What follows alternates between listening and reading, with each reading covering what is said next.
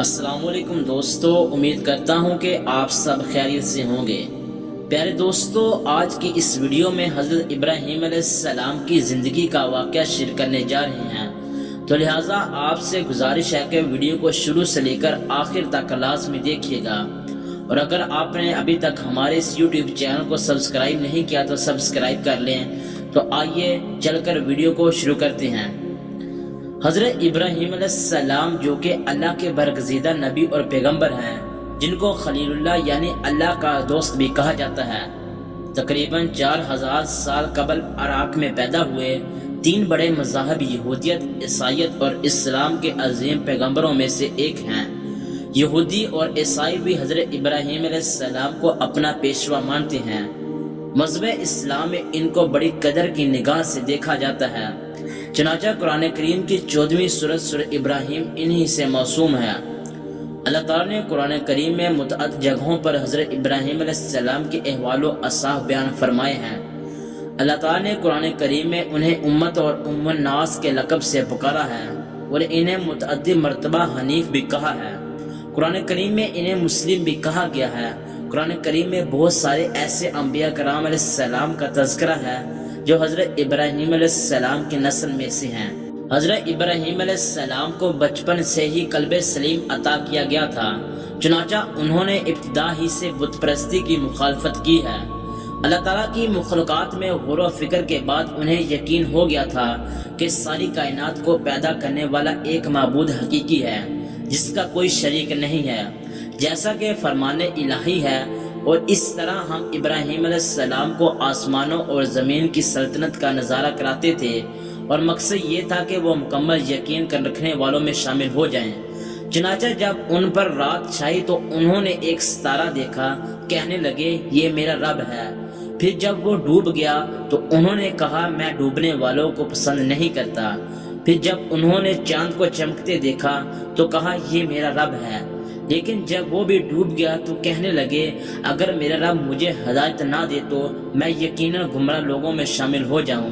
پھر جب انہوں نے سورج کو چمکتے دیکھا تو کہا یہ میرا رب ہے، یہ زیادہ بڑا ہے۔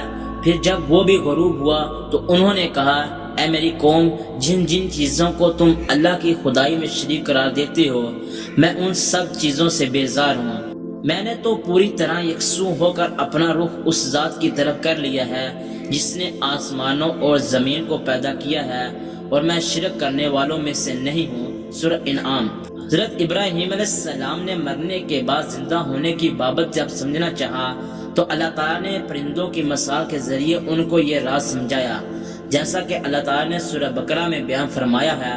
اور اس وقت کا تذکرہ سنو جب حضرت ابراہیم علیہ السلام نے کہا تھا کہ میرے پروردگار مجھے دکھائیے کہ آپ مردوں کو کیسے زندہ کرتے ہیں۔ اللہ تعالیٰ نے کہا کیا تمہیں یقین نہیں؟ کہنے لگے یقین کیوں نہیں ہوتا، مگر یہ خواہش اس لیے ہے کہ تاکہ میرے دل کو اطمینان حاصل ہو جائے۔ اللہ تعالیٰ نے کہا اچھا تو 4 پرندے لو اور انہیں اپنے سے مانوس کر لو، پھر ان کو ذبح کر کے ان کا ایک ایک حصہ پہاڑی پر رکھ دو، پھر ان کو بلاؤ، وہ چاروں تمہارے پاس دوڑتے چلے آئیں گے۔ سورہ بقرہ۔ ان کا والد آزر مذہبی پیشوا تھا، بت بنا کر بیچا کرتا تھا۔ حضرت ابراہیم علیہ السلام نے زمانہ غفلت میں ہی بتوں کی عبادت کی مخالفت کی تھی۔ حضرت ابراہیم علیہ السلام کی کھل کر بتوں کی مخالفت کے بعد ان کو قتل کرنے اور گھر سے نکالنے کی دھمکی دی گئی۔ حضرت ابراہیم علیہ السلام کا ایک عبادت گاہ میں گھس کر بڑے بت کے علاوہ تمام بتوں کے ٹکڑے ٹکڑے کرنے کا واقعہ پیش آیا، جس کا ذکر قرآن کریم میں ہے۔ چنانچہ حضرت ابراہیم علیہ السلام نے ان کے بڑے بت کے سوا سارے بتوں کو ٹکڑے ٹکڑے کر دیا تاکہ وہ لوگ ان کی طرف رجوع کریں۔ وہ کہنے لگے کہ یہ ہماری خداؤں کے ساتھ یہ حرکت کس نے کی ہے؟ وہ کوئی بڑا ہی ظالم تھا۔ کچھ لوگوں نے کہا ہم نے ایک نوجوان کو سنا ہے، وہ ان بتوں کے بارے میں باتیں بنایا کرتا تھا، اسے ابراہیم کہتے ہیں۔ انہوں نے کہا تو پھر اس کو سب لوگوں کے سامنے لے کر آؤ تاکہ سب گواہ بن جائیں۔ پھر جب حضرت ابراہیم علیہ السلام کو لایا گیا تو وہ بولے ابراہیم کیا ہمارے خداؤں کے ساتھ یہ حرکت تم نے ہی کی ہے؟ حضرت ابراہیم علیہ السلام نے کہا نہیں، بلکہ یہ حرکت ان کے اس بڑے سردار نے کی ہے۔ اب انہی بتوں میں سے پوچھ لو اگر یہ بولتے ہوں۔ سورہ صافات میں مذکور ہے کہ وہ کوئی جشن کا دن تھا جس میں ساری قوم شہر چھوڑ کر کہیں جایا کرتی تھی۔ حضرت ابراہیم علیہ السلام نے ان کے ساتھ جانے سے معذرت چاہی، اور جب سارے لوگ چلے گئے تو بت خانے میں جا کر سارے بتوں کو توڑ ڈالا، صرف ایک بت کو چھوڑ دیا۔ بعض روایات سے معلوم ہوتا ہے کہ اپنی کلہاڑی بھی اس کی گردن میں لٹکا کر چھوڑ دی۔ اس عمل سے حضرت ابراہیم علیہ السلام کا مقصد یہ تھا کہ وہ لوگ اپنی آنکھوں سے ان بتوں کے بے بسی کا منظر دیکھ سکیں اور یہ سوچیں جو بت خود اپنا دفاع نہیں کر سکتے وہ دوسروں کی کیا مدد کریں گے۔ اور پھر نمرود بادشاہ کے ساتھ مناظرہ ہوا۔ مناظرہ میں حضرت ابراہیم علیہ السلام کے منطقی جواب پر غور کرنے کی بجائے یہ شاہی فرمان جاری کر دیا گیا کہ اس کو جلا ڈالو اور اپنے معبودوں کی مدد کرو۔ حضرت ابراہیم علیہ السلام کو آتش نمرود میں ڈالے جانے کا واقعہ پیش آیا، مگر اللہ تعالیٰ کے حکم سے آگ حضرت ابراہیم علیہ السلام کے لیے ٹھنڈی ہونے کے ساتھ سلامتی اور آرام کی چیز بن گئی۔ جیسا کہ فرمان الہی ہے، وہ ایک دوسرے سے کہنے لگے آگ میں جلا ڈالو اس شخص کو اور اپنے خداؤں کی مدد کرو، اور اگر تم میں کچھ کرنے کا دم خم ہے۔ چنانچہ انہوں نے ابراہیم علیہ السلام کو آگ میں ڈال دیا اور ہم نے کہا کہ اے آگ ٹھنڈی ہو جا اور ابراہیم علیہ السلام کے لیے سلامتی بن جا۔ غرض یہ کہ اللہ کے حکم سے وہ آگ حضرت ابراہیم علیہ السلام کو کچھ بھی نقصان نہ پہنچا سکی۔ اس قوم کی بدنصیبی کی حد یہ تھی کہ اتنا بڑا معجزہ دیکھنے کے باوجود ایک آدمی بھی ایمان نہیں لایا۔ چنانچہ حضرت ابراہیم علیہ السلام نے عراق چھوڑ کر ملک شام تشریف لے گئے، وہاں سے فلسطین چلے گئے اور وہیں مستقل قیام فرما کر اسی کو دعوت کا مذکر بنا لیا۔ ایک مرتبہ حضرت ابراہیم علیہ السلام اپنی بیوی حضرت سارہ کے ہمراہ مصر تشریف لے گئے۔ وہاں کے بادشاہ نے حضرت ہاجرہ کو حضرت ابراہیم علیہ السلام کی اہلیہ حضرت سارہ کی خدمت کے لیے پیش کیا۔ اس وقت تک حضرت سارہ کی کوئی اولاد نہیں ہوئی تھی۔ مصر سے حضرت ابراہیم علیہ السلام پھر فلسطین واپس تشریف لے گئے۔ حضرت سارہ نے خود حضرت ہاجرہ کا نکاح حضرت ابراہیم علیہ السلام کے ساتھ کروا دیا۔ بڑھاپے میں حضرت ہاجرہ کے بدن سے حضرت اسماعیل علیہ السلام پیدا ہوئے۔ کچھ عرصہ بعد حضرت سارہ کے بدن سے حضرت اسحاق علیہ السلام پیدا ہوئے۔ اللہ تعالیٰ کے حکم سے حضرت ابراہیم علیہ السلام نے اپنی بیوی حضرت ہاجرہ اور اپنے بیٹے حضرت اسماعیل علیہ السلام کو مکہ مکرمہ کے میدان میں بیت اللہ کے قریب چھوڑ دیا، جیسا کہ فرمان الہی ہوا تھا۔ اور حضرت ابراہیم علیہ السلام نے فرمایا، اے ہمارے پروردگار، میں نے اپنی کچھ اولاد کو آپ کے حرمت والے گھر کے پاس ایک ایسی وادی میں لا بسایا ہے جس میں کوئی کھیتی نہیں ہوتی۔ ہمارے پروردگار، یہ میں نے اس لیے کیا تاکہ یہ نماز قائم کریں، لہٰذا لوگوں کے دلوں میں ان کے لیے کشش پیدا کر دیجئے اور ان کو پھلوں کا رزق عطا فرمائیے تاکہ وہ شکر گزار بنیں۔ سورہ ابراہیم۔ حضرت ابراہیم علیہ السلام کی دعا ایسی قبول ہوئی کہ دنیا بھر کے مسلمانوں کے دل مکہ مکرمہ کی طرف کھینچے چلے جاتے ہیں۔ چنانچہ ہر مسلمان کی یہ خواہش ہوتی ہے کہ وہ کم از کم ایک مرتبہ اللہ تعالیٰ کے گھر کی ضرور زیارت کرے، اور پھلوں کے افراد کا یہ عالم ہے کہ دنیا بھر کے پھل بڑی تعداد میں وہاں موجود ہیں۔ جب کھانے پینے کے لیے کچھ نہ رہا تو حضرت ہاجرہ بے چین ہو کر قریب کی صفا اور مروہ پہاڑیوں پر پانی کی تلاش میں دوڑی۔ چنانچہ پانی کا چشمہ زمزم جاری ہوا۔ کچھ مدت کے بعد ایک قبیلہ بنو جریم کا ادھر سے گزر ہوا۔ پانی کی سہولت دیکھ کر انہوں نے حضرت ہاجرہ سے قیام کی اجازت چاہی۔ حضرت ہاجرہ نے وہاں قیام کرنے کی اجازت دے دی۔ حضرت ابراہیم علیہ السلام کو خواب میں دکھایا گیا کہ وہ اپنے اکلوتے بیٹے حضرت اسماعیل علیہ السلام کو ذبح کر رہے ہیں۔ نبی کا خواب سچا ہوا کرتا ہے۔ چنانچہ اللہ کے اس حکم کی تکمیل کے لیے فوراً فلسطین سے مکہ مکرمہ پہنچ گئے، جیسا کہ سورہ صافات میں فرمان الہی ہے۔ پھر جب وہ لڑکا ابراہیم علیہ السلام کے ساتھ چلنے پھرنے کے قابل ہو گیا تو انہوں نے کہا، بیٹے، میں خواب میں دیکھتا ہوں کہ تمہیں ذبح کر رہا ہوں، اب سوچ کر بتاؤ تمہاری کیا رائے ہے۔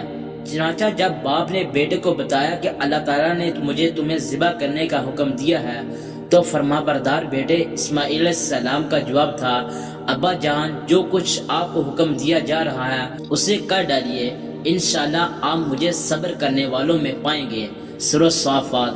اور پھر اللہ تعالیٰ کی رضا کے لیے حضرت ابراہیم علیہ السلام نے طریق انسانی کا وہ عظیم الشان کارنامہ انجام دیا جس کا مشاہدہ نہ اس سے پہلے کبھی زمین و آسمان نے کیا اور نہ اس کے بعد کریں گے۔